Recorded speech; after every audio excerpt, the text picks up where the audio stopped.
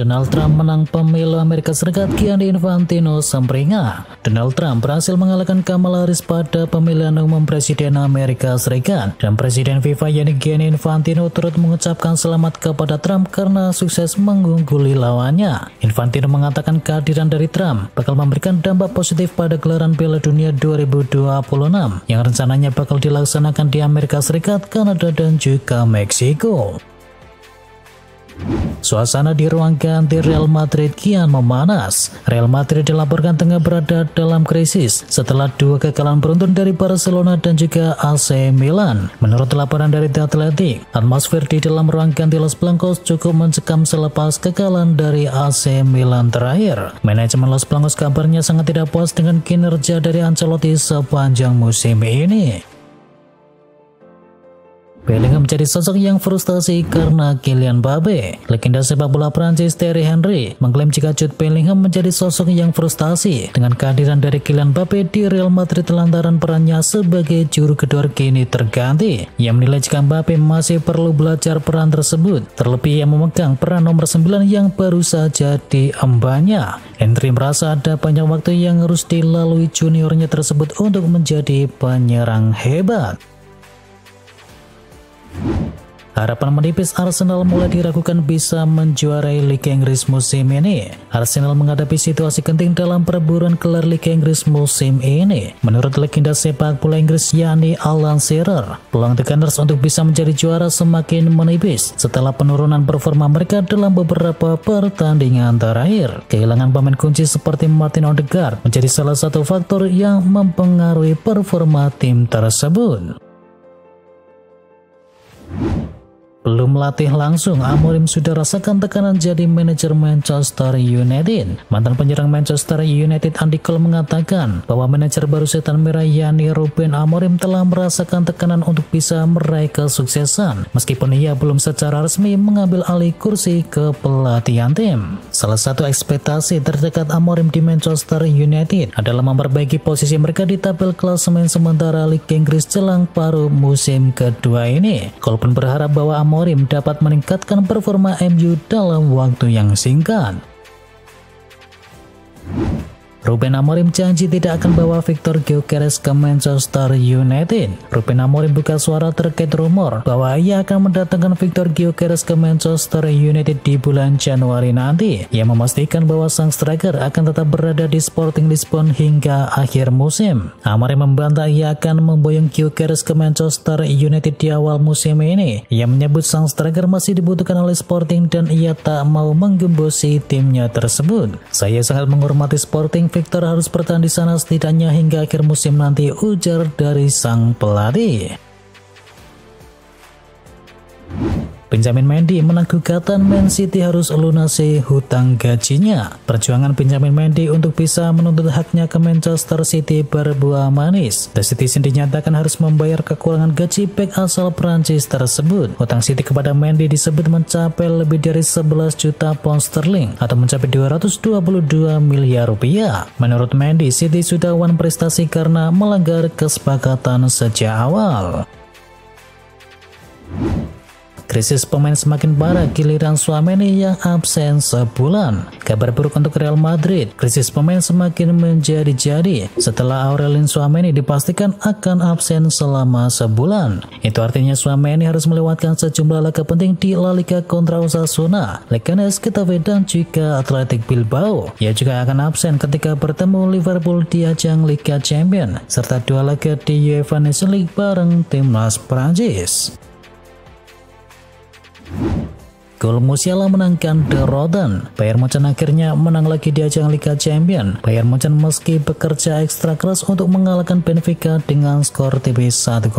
Jamal Musiala menjadi pahlawan The Rotten dengan gol tunggalnya di babak yang kedua. Kemenangan ini menaikkan Bayern Munchen ke urutan ke-17 klasemen dengan 6 poin dari 4 pertandingan.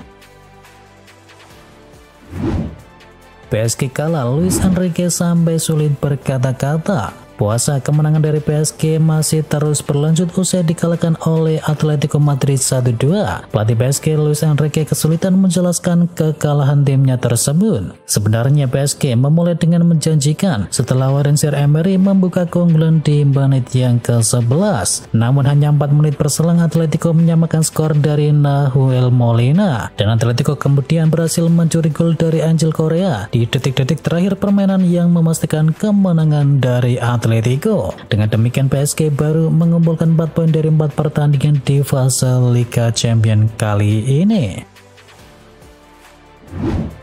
Ngerinya Barcelona 55 gol dari 16 laga. Barcelona bersama Hansi Flick terus menggila. Terbaru mereka menggelas tim lawannya yakni Real Belgrade dengan skor telak 5-2. Barca tak kenal ampun dalam urusan menjebol gawang lawan. Hasil ini menempatkan mereka di posisi ke-8 besar klasemen sementara di Liga Champions. Dengan mencetakkan 5 gol ke gawang Real Belgrade, Barcelona semakin menegaskan ketajamannya di musim ini dengan total 55 gol dari 16 pertandingan, dan ini merupakan rekor baru bagi klub yang mengalahkan catatan lama tim asuhan dari Ferdinand Docic yang bertahan hampir 75 tahun. Kutukan Italia, Arsenal kembali gagal menang di markas Italia. Inter menjamu Arsenal pada matchday keempat Liga Champions. Bertanding di Giuseppe Meazza, Nerazzurri menang dengan skor tipis 1-0.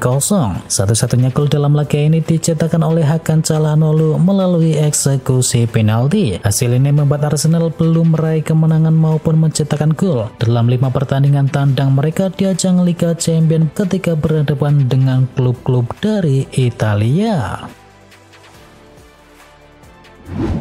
Arsenal menyerah di tangan Inter Milan. Mikel Arteta kecam kepemimpinan wasit. Mikel Arteta menyayangkan bahwa Arsenal tidak mendapatkan penalti yang menurutnya jelas-jelas merupakan sebuah pelanggaran saat mereka mengalami kekalahan dari Inter Milan. Pelatih Arteta merasa keputusan tersebut terlalu berlebihan. Ia merasa tidak adil untuk memutuskan bahwa Merino telah menyentuh bola, dan ia juga merasa Arsenal seharusnya mendapatkan penalti di waktu sebelum itu. Kekalahan ini merupakan kekalahan ketiga Arsenal dalam 6 pertandingan terakhir mereka. Klasemen Liga Champions tinggal Liverpool yang masih sempurna. Matchday keempat Liga Champions kini telah selesai, tersisa Liverpool yang masih sempurna sejauh ini, dan ada 6 tim yang belum terkalahkan. Kekalahan 0-1 Aston Villa dari klub Bruges menjadikan Liverpool satu-satunya tim yang mampu meraih hasil 100%.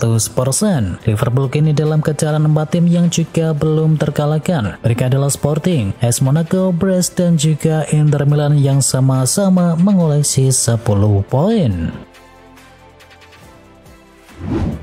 Ditunggu Arsenal di akhir pekan, Enzo Maresca cemas menanti kabar dari Cole Palmer. Cole Palmer masih diragukan untuk tampil dalam pertandingan Premier League ketika Chelsea berhadapan dengan Arsenal pada hari Minggu, setelah ia mengalami cedera saat melawan Manchester United di akhir pekan kemarin. Chelsea berharap bahwa Palmer dapat tampil untuk bisa menghadapi rival mereka yakni Arsenal. Namun kondisi Palmer masih jauh dari kata pasti, dan Maresca berharap ia akan kembali tepat waktu untuk pertandingan di derby ibu kota di akhir pekan.